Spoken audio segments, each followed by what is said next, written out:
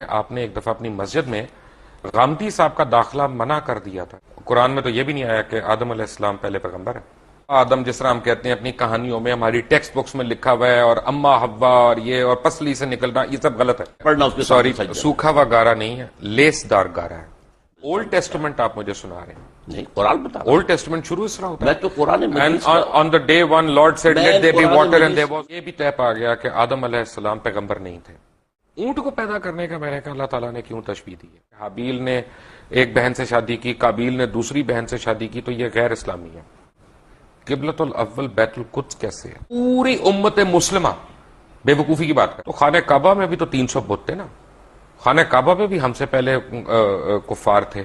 اگر وہ کل آ جائیں اپنی فردیں نکال کے کہ جناب اب اس کا جو ہے نا وہ ہمارے نام کر دیں رجسٹری، تو ہم دے دیں گے ان کو. میرا تھیسس یہ ہے بہت معذرت کے ساتھ کہ ہمارے تمام علماء دین اکابرین ہمارے انہوں نے جو ہمارے مائنڈز میں گھوڑ کے پلایا ہوا ہے کہ یروشلم یروشلم بیت القدس قبلہ اول، یہ سب غلط ہے. اس میں کوئی صداقت نہیں ہے. بیت القدس ہمارا قبلہ اول نہیں ہے. میرے نزدیک آپ بہت غلط بات کر رہے ہیں. قرآن حکیم میں، قرآن مجید میں تو عذاب قبر کا کہیں ذکر نہیں آیا.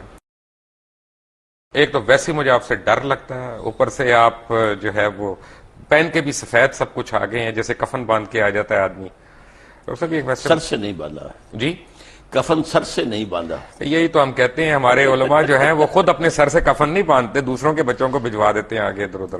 مجھے ایک بات پتا چلی اور بڑے وثوق سے پتا چلی کہ آپ نے ایک دفعہ اپنی مسجد میں غامدی صاحب کا داخلہ منع کر دیا تھا. اس کی کیا وجہ تھی؟ میں نے منع نہیں کیا تھا. اصل میں وہ وہاں آ کر جو ہے کچھ ایسی حرکتیں کرتے تھے کہ جس سے وہاں انتشار پیدا ہوتا تھا. تو ہمارے ایک صاحب نے اپنے طور پر جا کر ان سے کہا تھا کہ آپ ایک طرف تو ڈاکٹر اسار کو کہتے ہیں جاہل ہے اور گمراہ ہے، تو آپ یہاں کاہے کو آتے ہیں؟ تو بس اس کو انہوں نے سمجھا کہ گویا کہ یہ میرا حکم آیا ہے، لیکن میں نے کوئی روکا نہیں تھا. آپ نے میسج نہیں بھجوایا تھا ان کو؟ حالانکہ وہ آپ کے مسجد کے ساتھ رہتے تھے بالکل وہاں پہ. کافی دور رہتے تھے، وہاں سے ان کے بالکل پاس تو مسجد تھی ای نہیں، بلاک. وہ گائے کرائے پہ لے کے تو نہیں آتے تھے نا، وہ جس طرح آتے تھے وہ 2 منٹ کی ڈرائیو تھی ان کے لیے. جو بھی تھا، لیکن یہ کہ بہرحال وہ ایک مسجد چھوڑ کر میرے پاس آتے تھے. مسجد ان کے پاس تھی ای بلاک ماڈل ٹاؤن کی آپ قریب کی میں. شخصیت اتنی محصور کون ہے کہ ان کو آنا پڑا. لیکن ان کے لیے میں نہیں ہوں، وہ مجھ سے بہت بنیادی اختلافات رکھتے ہیں تو ہم اور مجھے ان سے بہت بنیادی. تو ہمارے جو پیروکار ہیں ان کو ہم یہ حق دیتے ہیں کہ کسی کو بھی مسجد میں داخلے سے منع کر دیں. نہیں، میں نے منع نہیں کیا آئے، لیکن یہ کہ کوئی وہاں پر ایسی ایکٹیویٹی نہ کرے. آدم علیہ السلام کے ہم سارے واقعات ہم نے سنے بھی ہیں، پڑھے بھی ہیں. اما حوا یا بی بی حوا، ان کا ذکر قرآن مجید میں کس جگہ آیا؟ قرآن مجید میں آیا ہے دونوں سے خطاب کر کے کہ اے آدم تم اور تمہاری بیوی دونوں جنت میں حوا رہو. کا نام تو نہیں آیا. حوا کا نام نہیں ہے. اسی طرح حابیل کا نام بھی نہیں آیا. حابیل کا نام بھی نہیں ہے. دو اسی طرح بھائیوں کا نام قابیل کا نام بھی نہیں ہے. نہیں ہے. لیکن یہ واقعہ ہے. اچھا، تو یہ واقعہ بھی نہیں آیا کہ ہم نے حوا کو آدم کی پسلی سے بنایا؟ یہ نہیں، قرآن میں نہیں ہے. یہ ایک حدیث میں یہ بات الفاظ قرآن مجید جو انسانیت کو شروع ہونے کا بتا رہا ہے اس میں یہ کوئی واقعات نہیں ہے. قرآن میں تو یہ بھی نہیں آیا کہ آدم علیہ السلام پہلے پیغمبر ہے. نہیں، قرآن مجید میں آیا نا کہ جب ان سے کہا ان کا پیغمبری کا نہیں آیا. نہیں، اتر جاؤ. نہیں، اما یاتینکم منی ھدی، جب میری طرف سے ہدایت تمہیں آئے گی. گویا کہ اس کے پہلے سے اعلان تھا کہ ہدایت آتی رہے گی، اور وہی ہدایت وہی کی ہدایت ہے جس کو وہ ہدایت آتی تھی وہ نبی ہوتا تھا. اصل میں قرآن مجید جہاں تک ہماری اور ویسے بھی قرآن مجید میں ایک مقام پر ان اللہ اصطفیٰ آدم و نوحا وآل ابراہیم وآل عمران علی العالمین، تو جہاں انبیاء کا ذکر ہے ان سب سے پہلے حضرت آدم کا ذکر ہے سورہ آل عمران میں. بڑی اچھی بات ہے ڈاکٹر صاحب. یہ دیکھیں نا، اصل میں جو میں نے جو آج تھوڑا سا پڑھ رہا تھا، کچھ پہلے بھی ہم نے پڑھا، تو آدم جو مجھے نظر آیا اس میں قرآن مجید میں، کیونکہ میں نے آپ کو عرض کیا تھا پہلے تھوڑی سی میں نے بھی صرف پڑھی ہے، تھوڑی سی نحو پڑھی ہے، کوشش کی ہے. میں طالب علم ہوں، میں اگر میں سے گستاخی ہو جائے تو پلیز مائنڈ نہ کریے گا. آدم جو ہے وہ بنی آدم کا ذکر ہے قرآن مجید میں، وہ ایک شخص کا تو نہیں ہے. مثلا میں آپ کو ایک آیت دکھاؤں، پڑھ کے سناؤں. نہیں، لیکن بہت سی جگہوں پر آدم ایک کی حیثیت سے. اصل میں یا آدم اسکن انت وزوجک الجنہ، اے آدم تم اور تمہاری بیوی رہو جنت کے اندر. تو یہاں بنی کہاں آیا؟ وَلَقَدْ خَلَقْنَا، یہ آیت آپ سورہ اعراف کی پڑھ رہے ہیں. جی بالکل، ٹھیک ہے. تو یہ قرآن مجید میں مختلف تعبیرات ہیں. جی، صورناکم ثم قلنا للملائکۃ اسجدوا. اب اس سے اندازہ جو ہے یہ لگایا جا سکتا ہے کہ شاید پہلے ایک نوع جو ہے، نوع آدم، وہ پیدا ہوئی ہے، یعنی پوری ایک خلقت، ایک خلقت، ایک نوع، ایک آدمی نہیں، ایک سپیشیز، ایک آدمی نہیں، ان میں سے ایک آدمی چنا گیا ہے۔ یہ ہے در حقیقت اس آیت سے جو بات نکلی۔ تو جو ہمارے ذہن میں کانسیپٹس ہیں کہ آدم علیہ السلام، بابا آدم جس طرح ہم کہتے ہیں اپنی کہانیوں میں، ہماری ٹیکسٹ بکس میں لکھا ہوا ہے، اور اما حوا اور یہ اور پسلی سے نکلنا، یہ سب غلط ہے، پسلی سے نکلنے کا قرآن میں کہیں کوئی ذکر نہیں ہے، اور یہ غلط ہوا نا پھر۔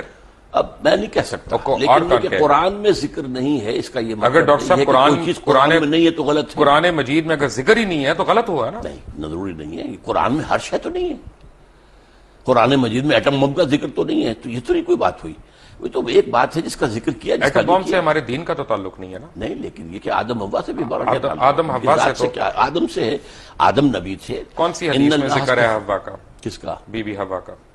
خیر میں احادیث پر میری کوئی زیادہ نگاہ نہیں ہے، لیکن یہ کہ قرآن مجید میں ان کی زوجہ کا ذکر ہے۔ کیا یہ صحیح نہیں ہے ڈاکٹر صاحب؟ کیونکہ آپ اف آئی میں کم ٹو یو اگین، آپ کے ذاتی سوال میں کر رہا ہوں، کیونکہ آپ کی بھی ٹیچنگز وہی ہیں جو بہت پہلے جب آپ جماعت اسلامی میں ہوتے تھے، اور جب آپ نے جماعت اسلامی چھوڑی تو وہ ہم کہتے ہیں نا کہ جماعت ایک ایسا کمبل ہے کہ بندہ چھوڑتا ہے کمبل، لیکن کمبل بندے کو نہیں چھوڑتا، تو وہ آپ کے اوپر آج تک وہ حاوی ہیں ٹیچنگز۔ اس سے بہتر تعبیر یہ ہے جس نے کہا تھا کہ جو لوگ جماعت سے نکل جاتے ہیں ان میں سے جماعت نہیں نکلتی، یہ ایک بہتر تعبیر ہے کہ جماعت کا ایک بنیادی اب سردیاں آ رہی ہیں تو کمبل کا ذکر بہتر ہے، جس نے بھی کہا، لیکن اصل میں بات یہ ہے کہ بائبل تو ہے نا لائبریری آف بکس، جی ٹھیک ہے نا، جیسے جوش بائبل جو ہے 39 بکس ہیں، اسی طرح پروٹیسٹنٹ بائبل بھی 39 اور 27 ہے، کیتھولک جو ہے وہ 46 بکس ہیں، لیکن ایک بک ہے بائبل کی، اس کا نام ہے بارنبس، جس کے اوپر جتنے جوش فرقے ہیں، کیونکہ ان میں بھی بہت فرقے ہیں، اور جتنے عیسائی، یا عیسائی نہیں کہنا چاہیے مجھے، ایک میرے ویور نے کہا تھا جی مسیح کہا کریں آپ ہمیں، مسیح برادران کے فرقے ہیں، وہ ساروں کا اس سے اختلاف ہے کہ یہ ہمارا بائبل ہے، کیونکہ اس بائبل کا مقدمہ جو ہے مولانا سید ابو الاعلی مودودی نے لکھا، اور انہوں نے اس کو پاکستان میں بھی انٹروڈیوس کیا، اور اس بائبل میں اس طرح کی بڑی کہانیاں، اور یہ جو ببلیکل سٹوریز ہیں ان کو آپ لوگوں نے، اور خاص طور پہ جماعت کے اولین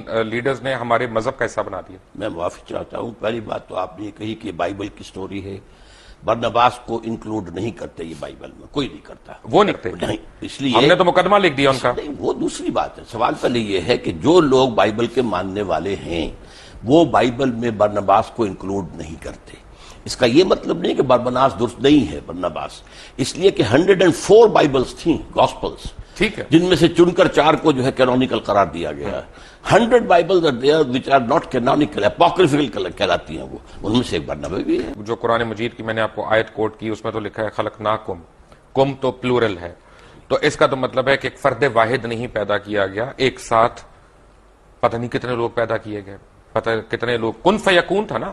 میں نے عرض کیا نا، ایک species, homo sapien species which are the animal, اس میں سے ایک کو سلیکٹ کیا گیا اور اس میں اللہ نے روح پھونکی، and he became Adam, he was a person.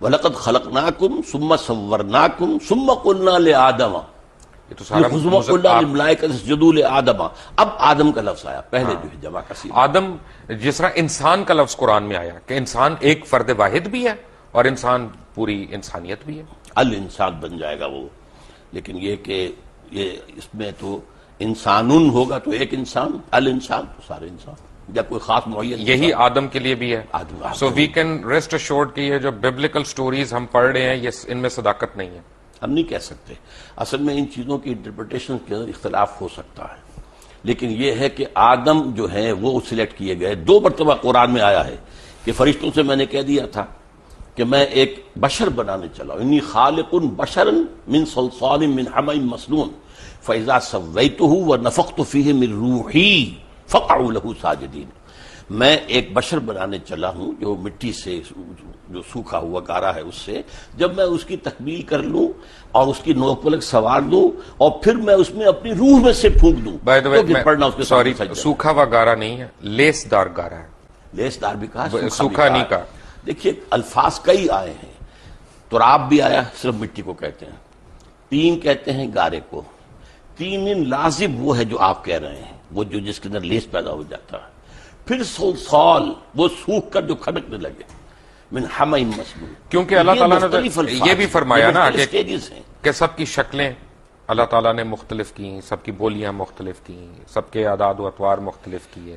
تو یہ تو نہیں ہو سکتا نا کہ میرا بیٹا جو ہے وہ بالکل مختلف شکل کا ہو، مختلف آپ کا رنگت کا. بیٹا تو نہیں، لیکن آپ کا پڑ پوتا سکڑ بوتا ہو سکتا. نہیں یہ لیکن جس طرح کی ریسز بنی ہیں، چائنیز بھی ہیں، جاپنیز بھی ہیں. By the passage of time, by the passage of time climatic effect ہوئے ہیں، مختلف علاقوں کے اثرات ہوئے ہیں، اس سے یہ کہ شکلیں بدلی، رنگ بدلے. انسان کو چھوڑ دیں ایک سیکنڈ کے لیے. اچھا. جانور کیسے آئے؟ جی جانور تخلیق سے آئے. تخلیق سے آئے نا. ہاں. کیا ہر جانور پسلی سے نکالا گیا؟ نہیں، پسلی سے تو میں نے اس بات کو بھی نہیں مانا. کیا ہر مچھلی پسلی سے نکالی گئی اس کی مادہ؟ نہیں نہیں، بالکل نہیں. تو یعنی اس کا مطلب یہ ہے اللہ ڈاکٹر تعالیٰ کی صاحب، تخلیق کا عمل تھا اور اس کے بارے میں ایک ایوولوشنری پروسیس کو مانا جا سکتا ہے. میں تھوڑا سا کنفیوز ہو گیا. جی میں اصل میں طالب علم ہوں، میں سیکھنے کی کوشش کر رہا ہوں کہ قرآن مجید جیسا معجزہ ہمارے پاس موجود ہے اور اسٹرینتھ میں ہمیں بائبل کی سٹوریز لینی ہے اس کو انٹرپریٹ کرنے کے لیے. بائبل کی سٹوریز کون لیتا ہے؟ قرآن مجید کی. ہم کہہ رہے ہیں نا کہ اس کو آؤٹ رائٹلی ہم ریجیکٹ نہیں کر جی. سکتے. آپ نے کہا نا کہ اس کو آؤٹ رائٹلی ریجیکٹ نہیں کر اگر سکتے. وہ قرآن کے بیان میں فٹ بیٹھ رہی ہو تو میں نے تو قرآن کا بیان آپ کو سنایا ہے کہ میں جب اس انسان کو تیار کر لوں اور اس میں اپنی روح میں سے پھونک دوں تب گر پڑنا اس کے سامنے سجدے میں. وہ روح جو ہے جس کا خاص تعلق ذات باری تعالیٰ کے ساتھ ہے. اچھا جب یہ سجدے میں گرے تو ملائکہ سارے، جن کا سردار اس وقت ابلیس تھا، تو وہ فرشتہ نہیں تھا، نہیں جن تھا، جن. لیکن سردار تو تھا. کان من الجن، سردار ٹھیک بھی ہے. نہیں تھا. لیکن اس وقت اشرف المخلوقات تو تھا. اس کو یہ کہا جا سکتا ہے کہ وہ اپنی عبادت اور ریاضت اور علم میں نمایاں ہو گیا تھا. ابلیس نے سجدے سے انکار کر دیا. یا.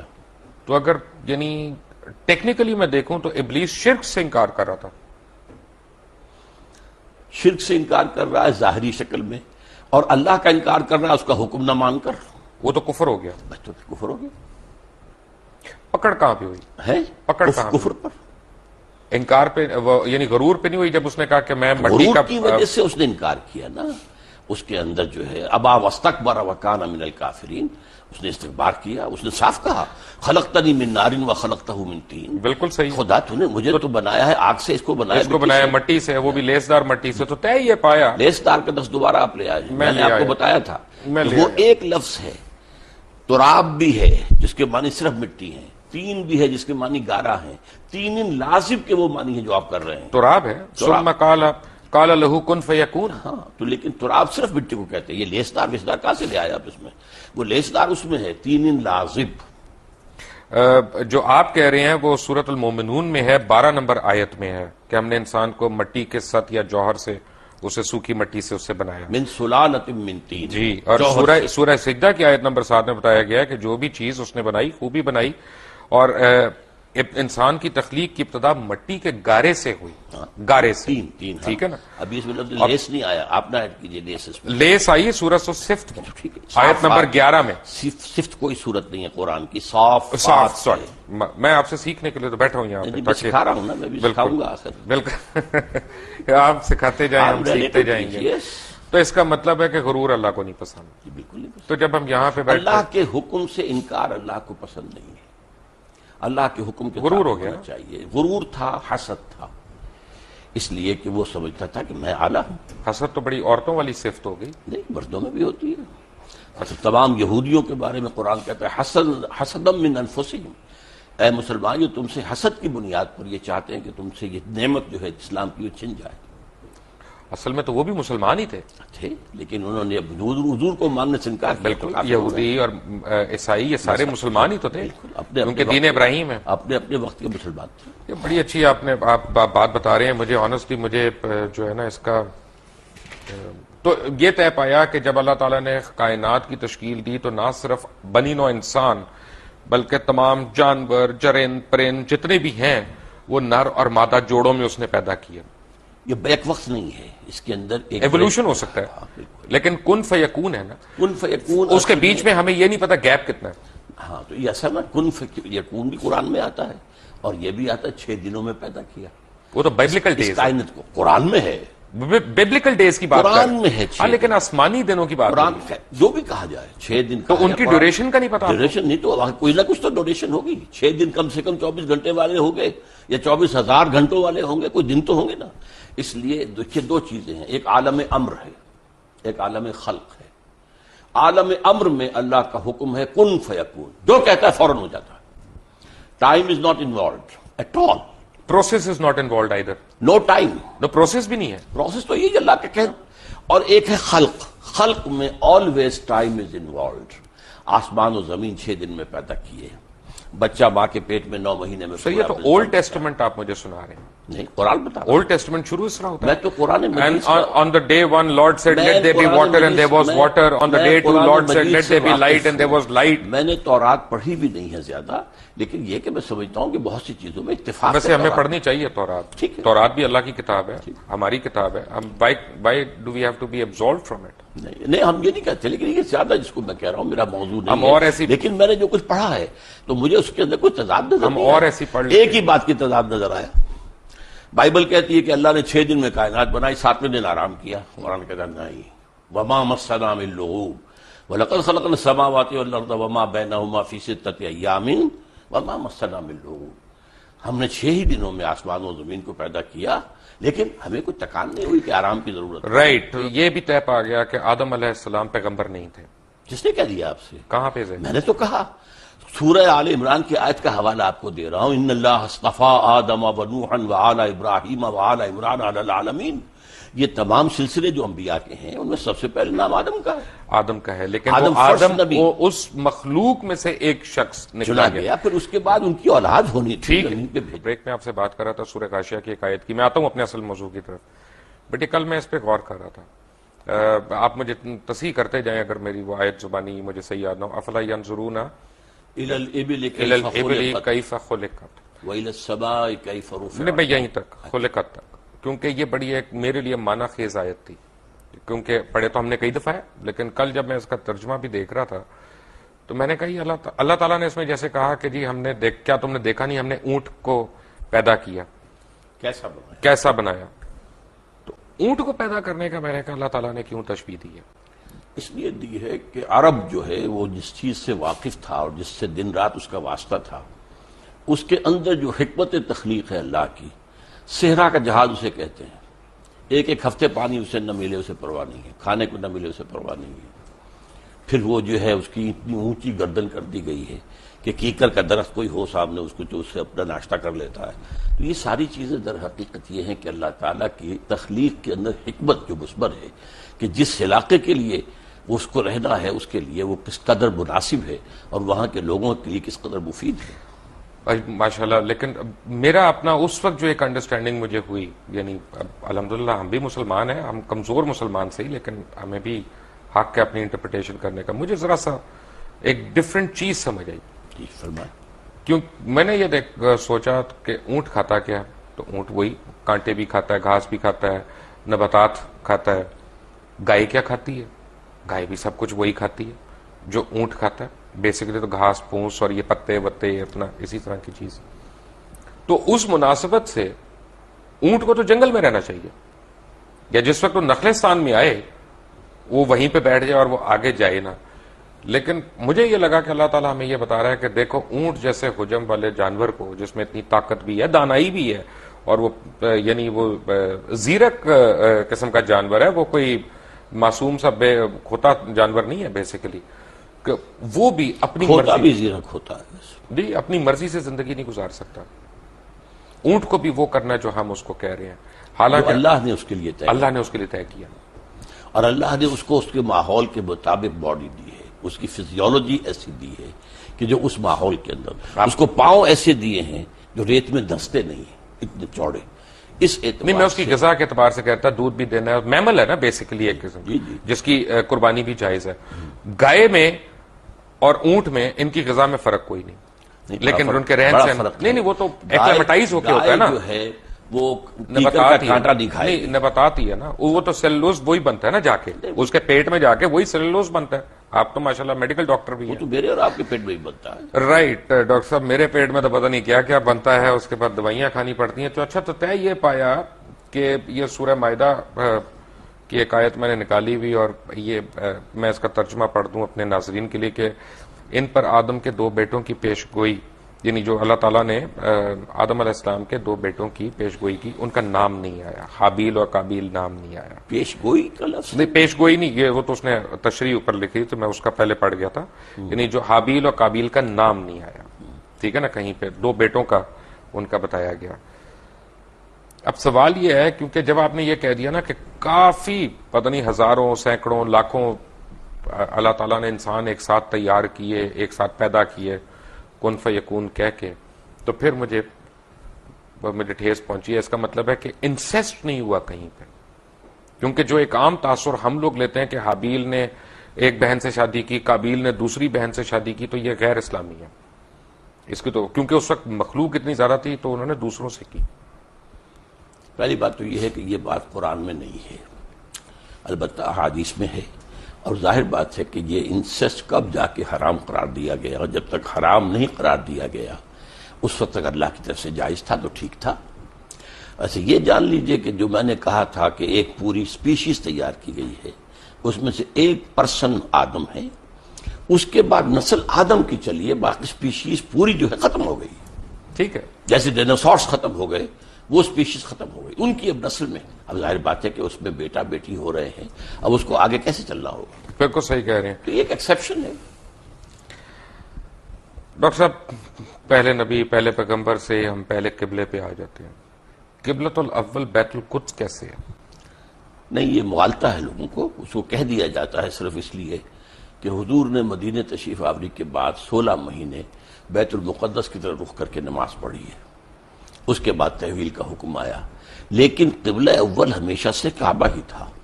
تو ہم کیوں اس کو کہتے ہیں؟ وہ تو ایک درمیانی طور کے لیے اللہ تعالیٰ کا حکم تھا۔ نہیں، تو اس کا مطلب پوری امت مسلمہ بے وقوفی کی بات کر رہی ہے؟ نہیں، بالکل نہیں کر رہی، سب مانتے ہیں کہ قبلہ اول سب سے ان اول بیت وضع للناس الذی ببکہ تھا، پہلا گھر اللہ کی عبادت کے لیے جو بنایا گیا مکہ میں بنایا گیا، سمجھے آپ، وہ یہ خانہ کعبہ ہے، مکہ بکہ ایک سیم ورڈ ہیں یہ، سمجھے آپ، تو اولا بیت وضع للناس الذی ببکہ، اور یہ آدم کی جو یہ سورہ آل عمران کی 3 آیت ہے، نہیں تیسری تو خیر نہیں، تیسری نہیں، غلط کہہ رہے ہیں آپ، نہیں، آیت نمبر 96 ہے، سوری 96، مائی مسٹیک، میں نے وہ لکھا تو مجھے پورا یاد نہیں ہے آیت نمبر، لیکن یہ کہ ان اولا بیت، اصل میں اس کے بعد ویسے بھی اصل جو تاریخ ہے وہ یہ کہ حضرت آدم نے بنایا تھا، اس کے بعد طوفان کی زد میں آ کر یہ ختم ہو گیا تھا، صرف بنیادیں رہ گئی تھی، پھر حضرت ابراہیم کو اللہ نے وہ بنیادوں کا جو ہے علم دیا، وہاں سے آپ نے اور اسماعیل نے اس کی تعبیر کی ہے، تو یہ وہ ہے کہ اس کے بعد سے وہ گھر اچھا، جو پڑھنے میں آیا وہ یہ ہے کہ صفائی کی ہے، اس کی کلیننگ کی ہے، تعمیر اس کی یعنی چھت کی ہے، دیواریں تو قائم تھی۔ یرفع ابراہیم القواعد من البیت، جبکہ اٹھا رہے تھے ابراہیم اور اسماعیل اس گھر کی دیواریں، اس میں صرف بنیاد رہ گئی تھی اور اس کا اور کوئی نشان نہیں تھا۔ تو اس کا مطلب ہے کہ اگر ہم بیت القدس کو قبلہ اول کہتے ہیں تو ہم غلط کہتے ہیں؟ غلط کہتے ہیں، بیت المقدس جو ہے یا تو یہ ہمارے علماء کیوں نہیں بتاتے لوگوں کو، کیوں ہم جہالت کی طرف ڈالتے ہیں؟ یہ میرے خیال میں تو بتاتے بھی ہیں، کہاں بتایا؟ بتاتے ہیں، اصل میں ایک بات کہنے میں آ جاتی ہے، ورنہ اب تو 16 مہینے حضور نے اس کی طرف رخ کر کے نماز پڑھی، پھر جو ہے تبدیل ہوا ہے، اس حوالے سے کہہ سکتے ہیں اس پہ بھی مکی دور مدنی دور میں قبلہ اول جو ہے وہ بیت المقدس تھا، جس کی وجہ سے مسجد قبلتین جی سعودی عربیہ میں ہے، ٹھیک ہے نا۔ اب یہاں پہ بھی ایک تھوڑا سا میں سمجھنا چاہ رہا ہوں، بیسیکلی قبلے کا لفظی مطلب کیا؟ رخ، قبلے کا مطلب رخ ہے، تو اگر میں نے آپ کی طرف رخ کیا ہوا ہے تو آپ میرا قبلہ ہو گیا۔ قبلہ ہے، کہتے ہیں ہم قبلہ کعبہ، اپنے بزرگوں کو کہتے تھے قبلہ کعبہ۔ اچھا، میری انڈرسٹینڈنگ ذرا سی ڈفرنٹ ہے، جی میری انڈرسٹینڈنگ میں ایمان کا رخ جو ہے وہ قبلہ ہے، نہیں تو خیر آپ فزیکل رخ نہیں، جو چاہے آپ کر لیں، میں روکتا یعنی آج میں کلمہ پڑھ لیا، جو ہے اگر میں نے آج کلمہ پڑھ لیا تو آپ یہ کہہ سکتے ہیں آج اللہ تعالیٰ نے اس کا قبلہ درست کر دیا۔ یہ محاورے میں آپ استعمال کریں گے، قبلہ یہی ہے کہ جس طرف عبادت میں رخ کرنے کو کہا گیا ہے، وَمَا جَعَلْنَا الْقِبْلَةَ الَّتِي كُنْتَ عَلَيْهَا إِلَّا لِنَعْلَمَ مَن يَتَّبِعُ الرَّسُولَ مِمَّن يَنقَلِبُ عَلَىٰ عَقِبَيْهِ، اے محمد صلی اللہ علیہ وسلم، ہم نے یہ کچھ عرصے کے لیے جو یہ قبلہ تمہارے لیے مقرر کر دیا تھا، یہ اس لیے تاکہ ہم جانچ لیں کہ کون رسول کی پیروی کرتا ہے اور کون اپنی ایڑیوں کے بل مڑ جاتا ہے. چونکہ عرب کے لوگوں کے لیے جو امیین تھے بنی اسماعیل، ان کے لیے تو قبلہ جو ہے یہ بیت المقدس، تو وہ جانتے ہی نہیں تھے کس بلا کا نام ہے، وہ تو کعبے کو جانتے تھے. اب ظاہر بات ہے مہاجرین جتنے آئے تھے مکے سے مدینے، ان کی جو محبت تھی خانہ کعبہ کے ساتھ، وہ تو ان کی گویا کہ وہ تو آبائی جو ہے ان کا ایک عشق ایک چل رہا تھا. تو وہ اب اس میں امتحان لیا ہے کہ آیا رسول کے حکم سے اب کیا ہو رہا ہے. جب حضور مکے میں ہوتے تھے تو آپ ایسے کھڑے ہوتے تھے نماز پڑھنے کے لیے کہ خانہ کعبہ بھی سامنے اور بیت المقدس بھی سامنے. اس کو کہتے ہیں استقبال القبلتین، بیک وقت دو قبلوں کی طرف رخ ہو جانا. ٹھیک ہے. اب مدینے آ گئے، جیسے اب مدینہ درمیان میں ہے. اگر آپ مکے رخ کریں گے تو پیٹھ ہوگا بیت المقدس کو، اور بیت المقدس کو رخ کریں گے تو پیٹھ ہوگی خانہ کعبہ کو. تو گویا کہ اللہ نے ایک امتحان کے طور پر مسلمانوں کو کہ آیا ان کے اندر رسول کی پیروی راسخ ہو چکی ہے یا نہیں. یہ کیا مجھے سمجھ نہیں آیا کہ اگر میں یہاں سے خانہ کعبہ کی طرف رخ کر کے نماز پڑھ رہا ہوں تو راستے میں ہندوؤں کا گردوارہ بھی آئے گا، سکھوں کا ٹیمپل بھی آئے گا، کوئی برما کی اپنا وہ ان کا بھی ٹیمپل آئے گا، تو میں ان کے بھی سجدے کر رہا ہوں، وہ بھی میری قبلے ہیں. نہیں، سوال یہ ہے کہ اس وقت کیا شکل تھی جب حضور پڑھ رہے تھے مکے میں نماز، تو عورتوں کو شیوا نہیں تھی، اور جب یہ مدینے میں آ کر کیا ہے تب بھی کوئی چیز درمیان میں نہیں. اچھا، بات یہ ہے کہ حیرانی کی بات یہ ہے کہ اس وقت بیت القدس کا تو کوئی قیام ہی نہیں تھا جس زمانے کی آپ بات کر رہے ہیں، کیونکہ بیت القدس تو حضرت عمر فاروق نے بنوائی تھی بعد میں. بیت المقدس جو ہے وہ حضرت عمر نے تعبیر کروائی ہے مسجد عمر کے نام سے، لیکن یہ علاقہ ٹیمپل ماؤنٹ جو ہے، یہ ٹیمپل آف سولومن تھا. ٹیمپل آف سولومن تھا، لیکن temple Mount per temple of Solomon تھا نا. ایک پہاڑی ہے، ٹھیک ہے، یہ مستطیل رقبہ ہے جس پہ حضرت سلیمان علیہ السلام نے یہ گھر یہ تعمیر کی، جنوں سے تعمیر کروائی تھی. اس کے بعد حضور کے زمانے میں وہ چرچ تھا، بالکل تھا، کیونکہ قبضہ جو تھا وہاں پر وہ جو ہے عیسائیوں کا بالکل تھا. چرچ تھا. تو اصل میں تو چرچ بھی مسجد ہے، مسجد بھی مسجد ہے، چرچ بھی مسجد ہے، سینیگوگ بھی مسجد ہے. سورہ حج میں اللہ نے فرمایا ہے کہ وَلَوْلَا دَفْعُ اللَّهِ النَّاسَ بَعْضَهُم بِبَعْضٍ لَهُدِّمَتْ صَوَامِعُ وَبِيَعٌ وَصَلَوَاتٌ وَمَسَاجِدُ يُذْكَرُ فِيهَا اسْمُ اللَّهِ كَثِيرًا. اللہ تعالیٰ اگر اس طریقے سے ایک قوم سے دوسری قوم کو دفاع نہ کراتا رہتا تو یہ ساری مسجدیں اور یہ سارے سلوتے اور سینیگوگز یہ سب کے سب ختم ہو گئے ہوتے. تو اس کا مطلب ہے کہ مسلمان جو ہیں وہ یہودیوں کی یا عیسائیوں کی عبادت گاہ کو سجدہ کرتے رہے کعبہ کو چھوڑ کے. سجدہ تو نہ اس کو کیا نہ کعبے کو کیا، سجدہ اللہ کو کرتے، قبلے کی ڈائریکشن بات. لیکن یہودیوں اور عیسائیوں میں بھی اختلاف تھا. ایک مشرق کی طرف جب وہ خود ٹیمپل آف سولومن کے اندر عبادت یعنی کرتے مسلمان خانہ کعبہ کو چھوڑ کے یہودیوں اور عیسائیوں کی عبادت گاہ کو سجدہ کرتے رہے، اس کو سجدہ نہیں کرتے رہے، اس رخ میں. کر کے بابا اگر ہم خانہ کعبہ کو میں چھوڑ کے کہہ رہا ہوں تو میں رخ کی بات کر رہا ہوں. ٹھیک ہے، میں تو بتایا آپ کو، اللہ نے اس کو امتحان قرار دیا ہے کہ آیا تمہارے اندر اپنا نیشنلزم اور ریشیل وہ باتیں زیادہ مضبوط ہیں یا رسول کا فرمان زیادہ ہے. ڈاکٹر صاحب طے ہو گیا کہ وہاں پہ تو ٹیمپل آف سولومن تھا جس ڈائریکشن میں مسلمان سجدہ کرتے رہے. بالکل. پھر شب معراج کا واقعہ ہوا، وہ بھی ٹیمپل آف سولومن سے اوپر گیا. ٹیمپل تو نہیں تھا وہاں اس وقت، ماؤنٹ کیا وہ تو ایک جگہ تو وہی تھی نا راک پر، ہاں اس جگہ پر. جگہ تو وہی تھی. آپ اسے ٹیمپل ماؤنٹ کہیں، ٹیمپل سولومن نہیں تھا. ٹیمپل آف سولومن بنا تو تھا نا وہاں پہ، وہ کبھی بنا تھا نہیں یہ تو نہیں، ہسٹوریکلی تو تھا، اور بنایا بھی حضرت سلیمان علیہ السلام نے کرا تھا. تو ہم کیسے حضرت سلیمان علیہ السلام کی بنائی ہوئی چیز کو انکار کر دیں؟ انکار نہیں کرتے، اس وقت وہاں نہیں تھا. وہاں ایک راک ہے جس کے اوپر اب ڈوم بنی ہوئی ہے. تو اس کا مطلب تو یہ ہوا نا کہ ڈاکٹر صاحب پوری دنیا کے مسلمان جو ہے ناجائز طور پہ اس پہ قبضہ کرنا چاہتے ہیں، اس پہ حق جتا رہے ہیں اپنا. پوری دنیا کے مسلمان تو ناجائز قبضہ نہیں کرنا چاہتے. وہاں پر جو قوم 2000 سال سے آباد تھی اس کو ڈسپلیس کس طریقے سے کیا گیا ہے. یہودی تو وہاں سے نکلے ہوئے تھے 2000 سال سے.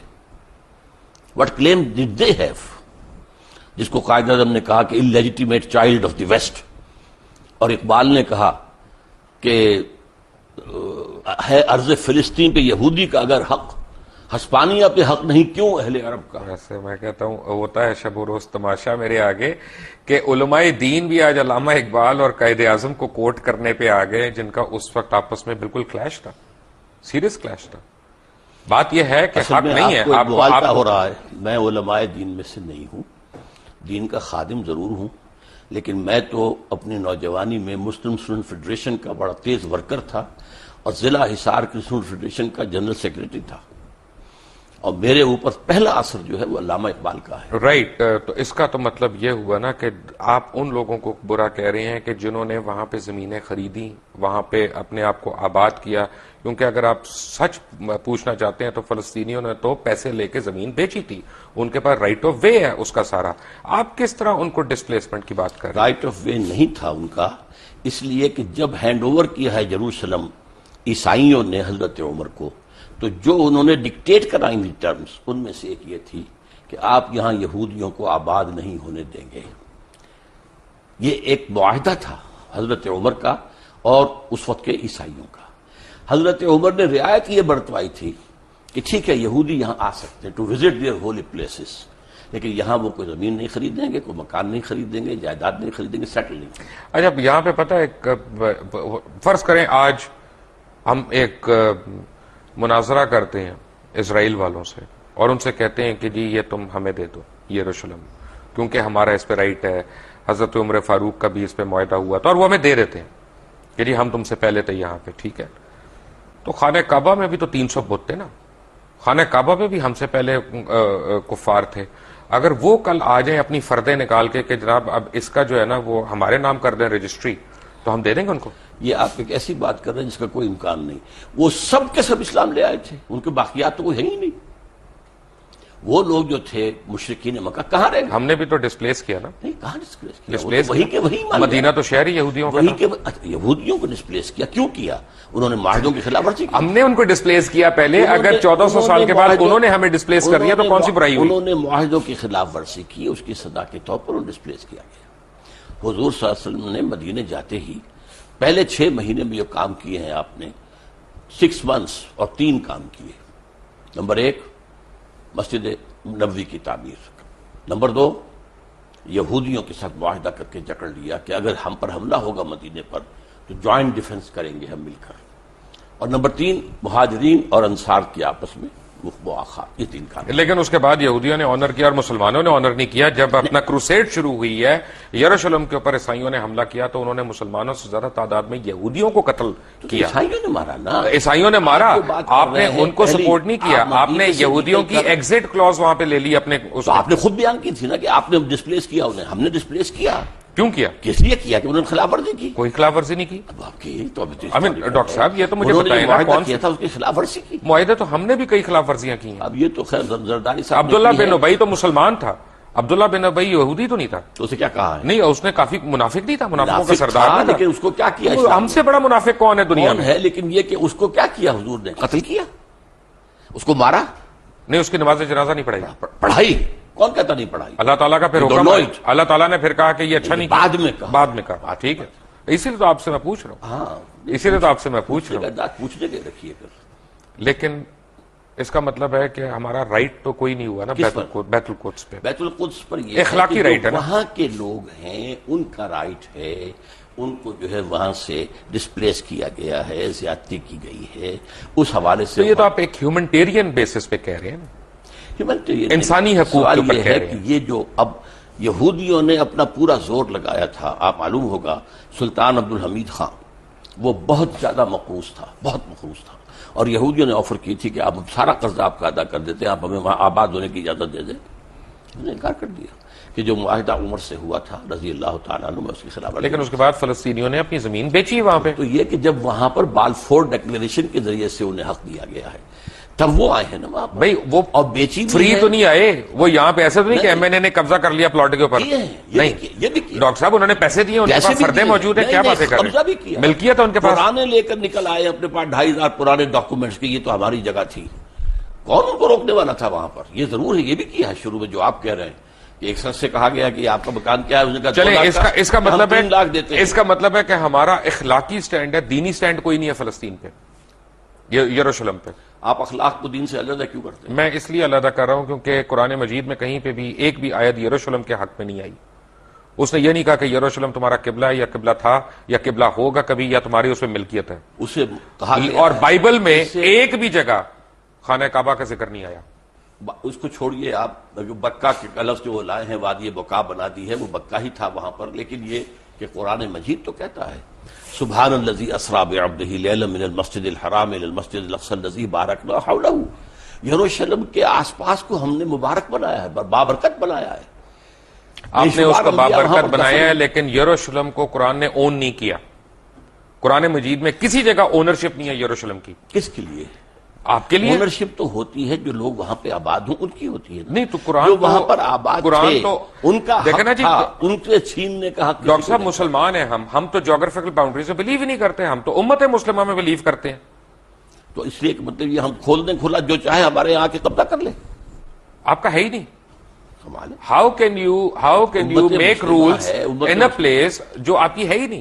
اب آپ کہیں کہ میں اپنے گھر میں اگر میں کسی کو، یہ آصف صاحب بیٹھے ہیں، میں کہہ رہے ہیں نا، آپ جائیے اس کو 1918 کے بالفور ڈیکلریشن سے لیجئے، اس کے بعد جو ہے 1948 میں اسرائیل قائم ہوا، اس کو ڈاکٹر صاحب میرا تھیسس ڈفرنٹ ہے. ڈاکٹر صاحب میرا تھیسس ڈفرنٹ ہے. میرا تھیسس یہ ہے بہت معذرت کے ساتھ کہ ہمارے تمام علماء دین اکابرین ہمارے، انہوں نے جو ہمارے مائنڈز میں گھوڑ کے پلایا ہوا ہے کہ یروشلم بیت القدس قبلہ اول، یہ سب غلط ہے. اس میں کوئی صداقت نہیں ہے. بیت القدس ہمارا قبلہ اول نہیں ہے.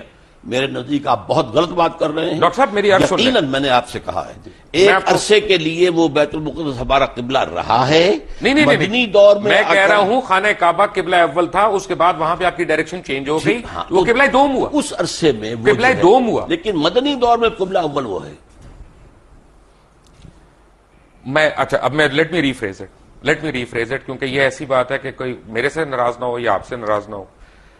بات یہ ہے کہ دین ابراہیم ہے، ہم تو دین ابراہیم کو فالو کر رہے ہیں نا. بیسیکلی ہماری تو درود ابراہیم ہی ہم پڑھتے ہیں اپنی نماز میں، وہی ہم پڑھتے ہیں. تو بیسیکلی تو اسلام حضرت ابراہیم علیہ السلام لے کے آئے. وہاں انہوں نے پہلی اذان دی، وہاں انہوں نے پہلا طواف کیا، جس کا جواب ہم دیتے ہیں حج پہ جاتے ہوئے کہ لبیک لا شریک لبیک. یہ حضرت ابراہیم علیہ السلام کی اذان کا جواب ہے نا. تو بیسیکلی تو اسلام تب شروع ہو گیا تھا. دین کا لانے والے حضرت آدم ہیں، ٹھیک ہے، اس کے بعد حضرت نوح ہیں، اس کے بعد حضرت ہود ہیں، حضرت صالح ہیں. یہ تو بشوار انبیاء ہیں. حضرت ابراہیم سے جو دین شروع ہوا ہے اس کی پھر یہ 3 شاخیں بنی ہے. سیمیٹک جو 3 مذہب ہیں، اس اعتبار سے وہ جو ہیں امام اللہ تعالیٰ نے انہیں نوع انسانی کا بنایا ہے. آج بھی یہودی، عیسائی اور مسلمان تینوں انہیں جو ہے وہ مانتے ہیں. ٹھیک ہے، تو ہمارے دین کی شروعات تو وہیں سے ہوئی نا. لیکن اب ہمارا دین مکمل ہوا ہے محمد الرسول اللہ. بالکل، اس میں کوئی شک نہیں. بس وہاں تو مہر لگ گئی، اس پہ کوئی اعتراض نہیں ہے. اس لیے میں کہہ رہا ہوں کہ اصولاً آپ کا جو قرآن مجید جو ذکر کر رہا ہے، میں صرف قرآن مجید کے حوالے سے کہہ رہا ہوں، قبلہ تو خانہ کعبہ ہوا نا. اب بھی ہے خانہ کعبہ ہی، پہلے بھی تھا.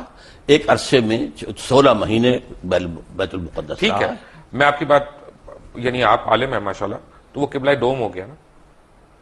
آپ چاہیں تو کہہ لیں اس کو. غلط ہوگا کہ صحیح ہوگا دوئم کہنا اس کو؟ میں کہتا ہوں وہ قبلہ عارضی تھا ایک عرصے کے لیے، اور اس کے حوالے سے وہ اول بن جاتا ہے مدینے آنے کے بعد. پہلے 16 مہینے وہ، بعد میں پھر خانہ کعبہ. لیکن اصل میں بات صحیح ہے کہ قبلہ اول وہ خانہ کعبہ ہے. یہاں تک کہ جو ان کا ہوتا تھا حضرت موسیٰ علیہ السلام کے بعد جو بنی اسرائیل کا ایک عبادت گاہ ہوتی تھی، وہ خیمہ ہوتا تھا. رائٹ. وہ خیمہ جہاں جا کے لگاتے تھے اس کا رخ ایسا ہوتا تھا کہ قربانی کرتے ہوئے جنوب کی طرف رخ ہوتا تھا. رائٹ. آپ فرما رہے تھے کہ ایک ٹینٹ کے اوپر جب کہیں پہ ٹینٹ پلیس کرتے تھے، تو ان کا جو وہ خیمہ تھا اور اسی میں پھر قربانی دی جاتی تھی. تو اس کو اس طریقے سے رکھتے تھے کہ قربان گاہ جو ہے، جب آدمی کو قربانی پیش کرتا تھا تو اس کا رخ ہوتا تھا کعبے کی طرف، جنوب کی طرف. یہ ان کا ٹینٹ تھا جو ان کا گویا کہ اس وقت کوئی ابھی ٹیمپل سولومن نہیں تھا، کچھ نہیں تھا، صحرا کے اندر تھے یا وہاں. تو یہ ٹینٹ بھی اصل قبلہ وہی تھا، ان کا بھی قبلہ وہی تھا. تو اس اعتبار سے قبلہ اول اصلی قبلہ بیت اللہ ہے.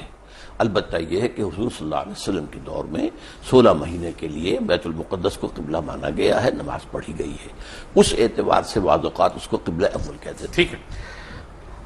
عذاب قبر، جی میں نے کتاب بھی پڑھی، موت کا منظر، مرنے کے بعد کیا ہوگا، یہ وہ. قرآن حکیم میں، قرآن مجید میں تو عذاب قبر کا کہیں ذکر نہیں آیا ہے.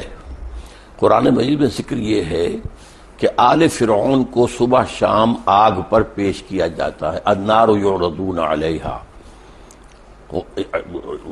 عشیا، کچھ اس طرح کے الفاظ ہیں، تو پیش کیا جاتا ہے. یوم القیامت ادخلوا آل فرعون النار، قیامت کے دن وہ داخل کیے جائیں گے. یوم یقوم الحساب. ہاں، اس کے بعد جو ہے اصل داخلہ ہوگا. لیکن یہ ہے کہ یہ در حقیقت ایک انٹرمیڈیری فیز ہے، اور اس میں بھی ایک طرح کی کچھ سیمی کانشسنس. یہ ہم نہیں کہتے قبر کے اندر ہی ہو رہا ہے، بلکہ یہ عالم برزخ ہے. یہاں روح سے تو قبضے میں ہے. عالم دنیا سے نکل کر عالم برزخ میں چلے گئے. روح تو قبضے میں ہے. اب ہم نہیں جانتے کہ اس کی کیا شکل رہتی ہے. اصل میں عالم برزخ، عالم قیامہ، اس کے بارے میں جو کچھ معین کر کے بتا دیا گیا ہے، آنکھیں بند کر کے اس کو ماننا ہے. اس کی ڈیٹیلز میں جانے کے اندر خام خواہ کے جو چیزیں ہیں، غلط باتیں بحث تو میں اس کا مطلب یہ ساری جو کتابیں شتابیں ہیں، موت کا منظر، مرنے کے بعد کیا ہوگا، آدمی پڑھ کے ہی لرز جاتا ہے، یہ صحیح نہیں ہے. نہیں، میں کب کہہ رہا ہوں کہ صحیح نہیں ہے. یہ چونکہ احادیث نبویہ کے اندر موجود ہے. پہلے آپ نے صرف اصولی بات کی تھی. میں نے کہا تھا کہ اس کے اندر ہے، تو قرآن مجید میں یہ بھی ہے کہ یضاعف لہ العذاب یوم القیامہ، قیامت کے دن عذاب دگنا کیا جائے گا. یضاعف لہ العذاب یوم القیامہ سورہ الفرقان کے اندر ہے. اس کا مطلب ہے کہ قیامت سے پہلے بھی عذاب کی کیفیت ہے. اس کو میں اس طرح بیان کیا کرتا ہوں کہ آپ اگر دیکھیں کسی شخص نے امتحان دیا ہے اور اب اسے معلوم ہے کہ میں جو کچھ کر کے آیا ہوں، تو رزلٹ ڈکلیئر نہیں ہو رہا، پہلے جان سوکھ رہی ہوتی ہے اس کی کہ جو بھی نتیجہ نکلنا مجھے تو معلوم ہے. اسی لیے کہا گیا قرآن مجید میں وجوہ یومئذ ناظرۃ الی ربہا ناظرہ ووجوہ یومئذ باسرۃ تظن ان یفعل بہا فاقرہ. بہت سے چہرے اس دن جو ہے تر و تازہ ہوں گے، اپنے رب کی رحمت کے امیدوار ہوں گے. بہت سے چہرے سوکھے ہوئے ہوں گے، انہیں اندیشہ ہوگا کہ اب ان کے ساتھ کمر توڑ دینے والا سلوک. لیکن یہ بھی ہوگا کہ کوئی کسی کو پہچانے گا نہیں، کوئی رشتہ کسی کو نہیں پہچانے گا. نہیں، کس نے کہا ہے؟ پہچانیں گے، لیکن کوئی کسی کی مدد کو نہیں آئے، اون نہیں کرے گا، کوئی مدد کے لیے نہیں، بلکہ یہ کہ سب کو اپنی پڑی ہوگی، نفسی نفسی. تو بیسیکلی تو قرآن مجید میں قیامت کے دن کا حساب ہے. تو قبر کے اوپر ہماری قیاس رہی ہیں کہ کیا کیا ہو سکتا ہے. اس کے بارے میں بتانا، یہ عالم برزخ، آپ لفظ قبر کہیں. اب ایک شخص ہے سمندر میں ڈوب کر قبر تو نہیں ہے. میں لیٹ می ریفریز، کیونکہ میرے پاس الفاظ کم ہے اصل میں.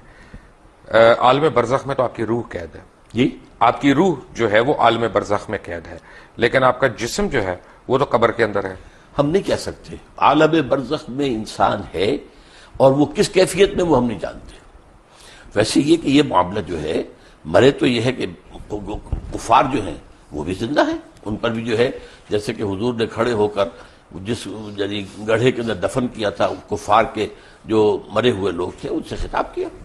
تو اس حوالے سے یہ ہے کہ وہ بھی ہیں، لیکن ان کے لیے کچھ اور ہے عالم برزخ، اہل ایمان کے لیے کچھ اور ہے. اچھا، یہ کمنگ بیک، میں اس کے پارٹ 2 میں آ رہا ہوں کہ ہم بنی اسماعیل کا بھی ذکر نہیں ہے کہیں پہ قرآن میں. بنی اسرائیل کا ہے، بارہا ہے.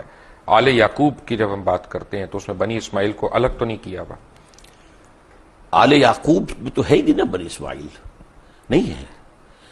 آل یعقوب میں تو نہیں ہے نا. حضرت ابراہیم علیہ السلام، اسحاق، اور اسحاق دوسرے بیٹے جی، اور اسماعیل سے جو ہے وہ جو ہے یعقوب ہیں، اور یعقوب کے 12 بیٹے ہیں، وہ بنی اسرائیل بنے. تو بنی اسماعیل کا تو ذکر نہیں ہے. بنی اسماعیل نہیں ہے، لیکن یہ کہ اسماعیل کا ذکر تو بار بار قرآن میں آیا، بار بار آیا. نہیں، اسماعیل کا نہیں، میں بنی اسماعیل کی بات کر رہا ہوں، جس طرح بنی اسرائیل کا ذکر ہے. اسماعیل کو پھر قرآن مجید نے ایک نام اور دیا ہے، امیین. ٹھیک ہے. تو جب ہم یہ درود شریف پڑھتے ہیں کہ کما بارکت علی ابراہیم وعلی آل ابراہیم انک حمید مجید، bless us like you've blessed Abraham and the children of Abraham. یہ children of Abraham کون ہے؟ یہ انبیاء ہے نا. آخر اگر حضرت اسماعیل بھی تھے، حضرت اسحاق بھی تھے، حضرت یعقوب بھی تھے، یعقوب کے 12 بیٹے بھی تھے، پھر حضرت یوسف بھی تھے، پھر ایک اور جو ہے تیسری بیوی بھی تھی حضرت ابراہیم کی، وہ قطورہ. تو بنی قطورہ کے اندر بھی مدین جو ہیں، حضرت شعیب جہاں بھیجے گئے وہ ان کی اولاد میں سے. یہ سارا خاندان ہے ابراہیم کا، آل ابراہیم. تو بیسیکلی یہ بنی اسرائیل کی بات ہو رہی ہے. بنی اسرائیل بھی، بنی اسماعیل بھی، بنی قطورہ بھی. سو ہم جو دعا مانگ رہے ہیں وہ یہ ہے کہ ہمیں بنی اسرائیل والوں کے، ان کے اکابرین کی طرح ہمیں بھی بخش. بنی اسرائیل، پھر آپ بار بار اپنے الفاظ میرے منہ میں نہ لائیے. میں یہ کہہ رہا ہوں کہ بنی اسماعیل بھی، بنی اسرائیل بھی، بنی قطورہ بھی، وہ سب حضرت ابراہیم کی آل ہیں، اور ان کو بلیس کیا اللہ نے. حضرت بنی قطورہ کے اندر آپ کو معلوم ہے حضرت شعیب جیسے بڑے اتنی سمپل ڈسکرپشنز ہیں. جو آپ نے جیسے سمجھایا بڑی سمپل، یہ فرقے کہاں پہ بننا شروع ہوئے کس کی فرقے؟ اسلام میں؟ اسلام میں فرقہ جو ہے میرے نزدیک، ویسے تو یہ کہ بے شمار بنے ہوں گے، خوارج کا فرقہ تھا وہ ختم ہو گیا ہے تقریباً، اور مختلف لوگ آتے تھے وہ ختم ہوتے گئے ہیں. اب تو فرقہ اگر کہلا سکتے ہیں تو صرف دو ہیں، شیعہ اور سنی. باقی تمام مسالک ہیں، schools of law, schools of فقہ، ان میں کوئی وہ بڑی میجر جو ہے وہ ڈفرنس نہیں ہے، وہ سب کے سب اسلام کے اندر ہے. باقی یہ فرقے نہیں ہیں، یہ مسلک ہے. اچھا، اب یہ دونوں مجھے یہاں پہ بھی کنفیوژن ہے، کیونکہ جو میں نے پڑھا وہ یہ کہ امام ابو حنیفہ جو تھے وہ امام جعفر صادق کے اسٹوڈنٹ رہے ہیں، تو ان میں ڈفرنس کہاں پہ آیا؟ اصل میں امام جعفر صادق رحمۃ اللہ علیہ اور امام ابو حنیفہ یہ ہم عصر ہیں.